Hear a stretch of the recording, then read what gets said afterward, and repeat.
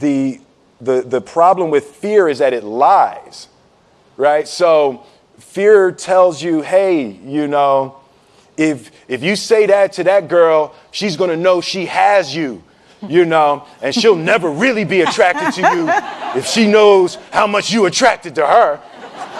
Don't say that. No, how we get her is when she walks by, ignore her.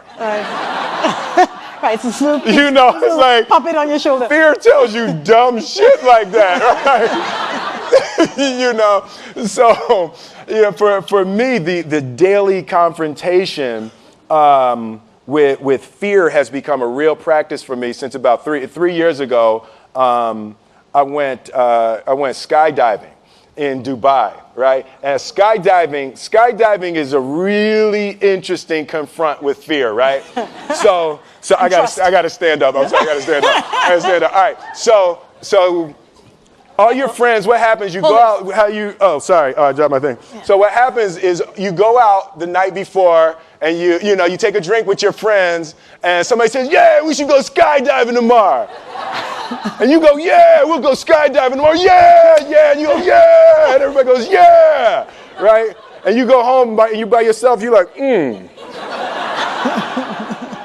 Right? You're like, well, yeah, I mean, they was drunk too. Right? So maybe they not, maybe, I mean, we don't have to go. We don't have to do it. So then that night you're laying in your bed and you just keep, and you're terrified. You keep imagining over and over again jumping out of an airplane and you can't figure out why you would do that, right? And you're laying there and you have the worst night's sleep of your life, but you still have the hope that your friends were drunk, right? So you wake up the next day and you go, down and you say where you were going to meet and everybody's there. You're like, oh, shit. All right, cool. Right? So you get in the van and you don't know that your friends had the same night that you had because they're pretending like they didn't. They're like, yeah, man, my uncle's a Navy SEAL and, this is going to be great. I've been looking forward to this. And you're like, oh, my God. And your stomach is terrible. You can't eat and everything, but you don't want to be the only punk who doesn't jump out of this airplane. So you get there and then you have the safety brief. And you're standing there, and the guys will tell you, well, if the chute doesn't open, what's going to happen is you're doing, well, why the hell, what could happen? That the chute wouldn't open, right?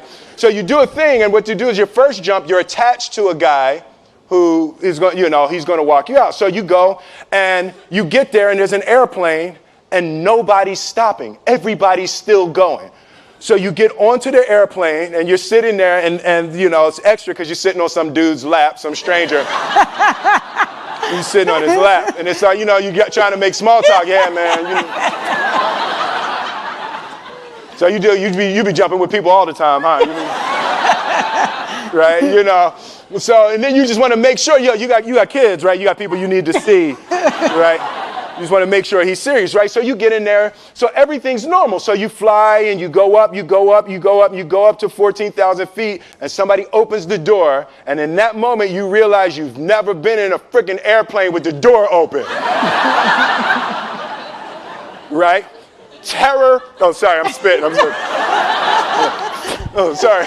No, terror. Right? So you go, and then, if you were smart, you sat in the back so you don't go first, right? And then people start going out of the airplane. And you go, and the guy walks you up to the end of the thing, and you're standing, and your toes are on the edge, and you're looking out down to death. And they say, on 3. And they say, 1, 2, and he pushes you on 2 because people grab on 3, right? Right? And you go,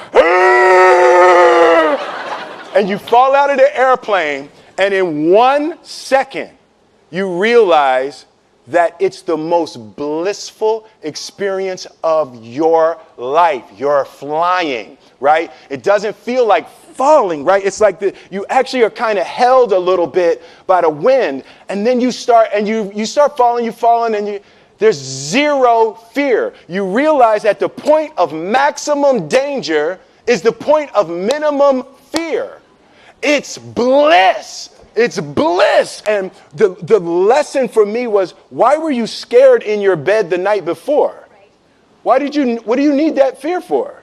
Just don't go. Why are you scared in your bed 16 hours before you jump? Why are you scared in the car? Why could you not enjoy breakfast?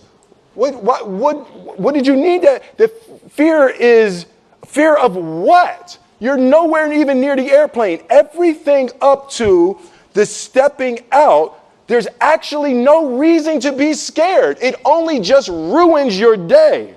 You don't have to jump. And then in that moment, all of a sudden, where you should be terrified is the most blissful experience of your life. And God placed the best things in life on the other side of terror. On the other side of your maximum fear are all of the best things in life, you know.